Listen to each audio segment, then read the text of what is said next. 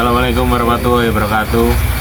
Kami dari kelompok 14 akan menjelaskan PPT dari kelompok kita yang berjudul analisis aplikasi Binance berdasarkan faktor interaksi manusia dan juga komputer.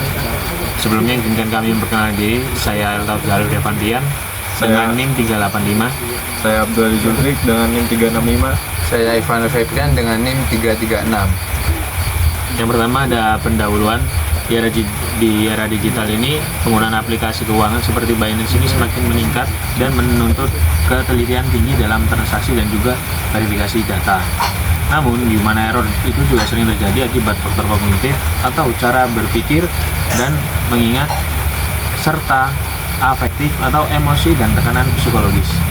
Kedua faktor ini mempengaruhi konsentrasi dan pengambilan keputusan sehingga penting dipahami untuk mengurangi risiko kesalahan pengguna aplikasi. Rumusan masalah. Di sini kita ambil ada 3 rumusan masalah. Yang pertama ada bagaimana bentuk human error yang terjadi pada penggunaan aplikasi Binance sendiri. Yang kedua ada bagaimana hubungan antara faktor kognitif dan juga afektif terhadap terjadinya human error. Yang terakhir ada apa saja dampak positif dan juga negatif dari interaksi kognitif afektif terhadap pengalaman pengguna atau user dalam aplikasi Binance. Ya, selanjutnya kita masuk ke tahapan analisis. Yang pertama adalah observing user interaction atau mengamati interaksi pengguna, yaitu pengamatan terhadap bagaimana login di aplikasi Binance, melihat harga yang ada di daftar menu suatu koin, kemudian bagaimana kita melakukan trading dan memantau portofolio kita apakah profit ataupun mengalami floating loss. Yang kedua ada identifying errors, yaitu mengidentifikasi kesalahan. Nah, di sini ada berupa kesalahan menginput angka saat melakukan order, baik take profit maupun stop loss. Nah, yang kedua ada sulit menemukan menu withdraw. Nah, menu withdraw ini apa? Menu withdraw ini untuk kita menarik uang saat kita sudah melakukan TP maupun stop loss untuk masuk ke akun rekening bank kita sendiri.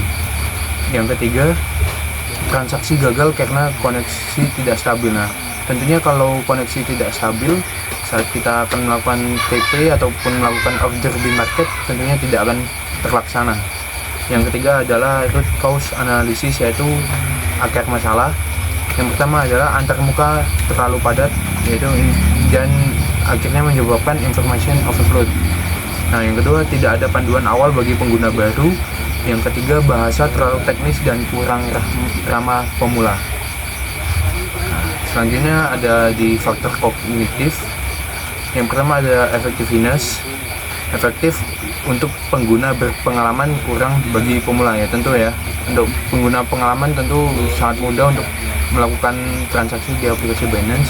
Namun untuk pengguna pemula akan susah untuk melakukan transaksi di aplikasi Binance. Yang kedua ada efisiensi. Untuk pemula tentunya akan membutuhkan waktu yang lama untuk melakukan transaksi maupun pembelian maupun penjualan di aplikasi Binance. Yang ketiga ada cognitive load. Pemula mengalami information overload karena banyaknya tampilan data dalam satu halaman ya.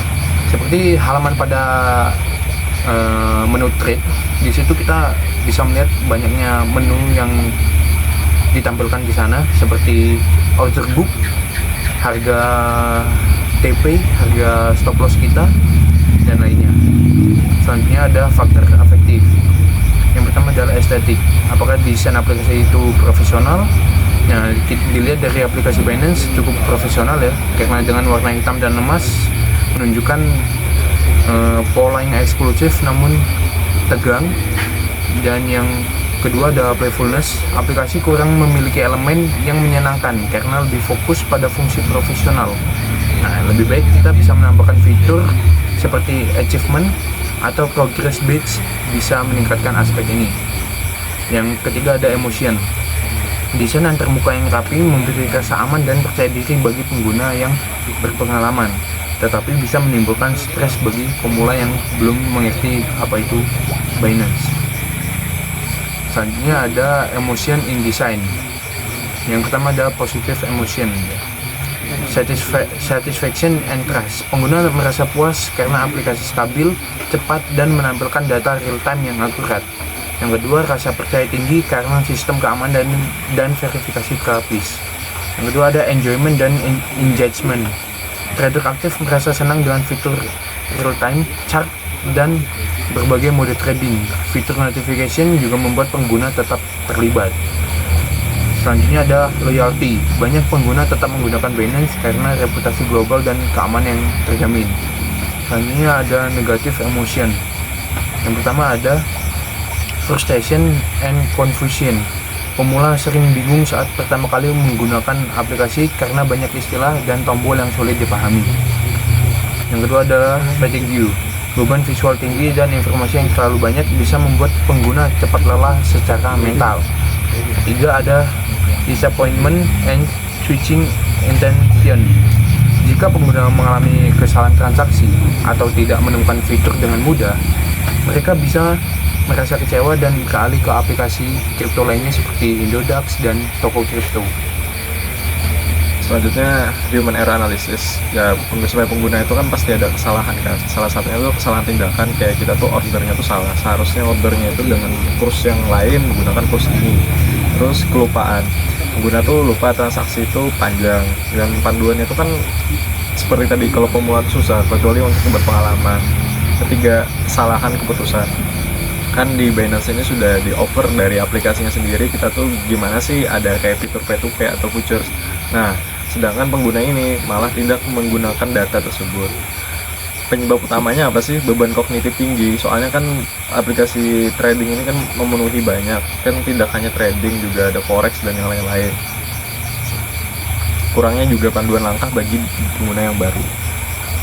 Dampak dari tadi itu sangat signifikan. Bayangin aja nih, orang karena susah memahami itu mengalami kesalahan. Apalagi kalau kesalahannya itu gede, bisa jadi yang hilang itu ratusan juta atau miliar rupiah. Kesimpulan, interface dalam Binance ini bagus. Bagi orang yang sudah expert bagus, cuman untuk pemula sangat kurang ramah. Apalagi nggak mempelajari tutorial mungkin di YouTube. Secara tampilan tentu saja warnanya sudah bagus, kuning, jadi kita tuh emosi positif kita tuh kalau membaca tuh setidaknya tidak bosan bagi yang sudah berpengalaman. Cuman kalau bagi yang baru, karena beban kognitifnya itu berat banget, maka akan susah. Maka menurut saya, menurut kami, pengembangan aplikasi itu perlu memperhatikan user experience dan mengurangi beban kognitif. Terus selain itu juga harus ngasih tutorial yang jelas bagi pengguna yang baru. Oke, baik, sekian dari kelompok 14. Kurang lebihnya mohon maaf. Assalamualaikum warahmatullahi wabarakatuh.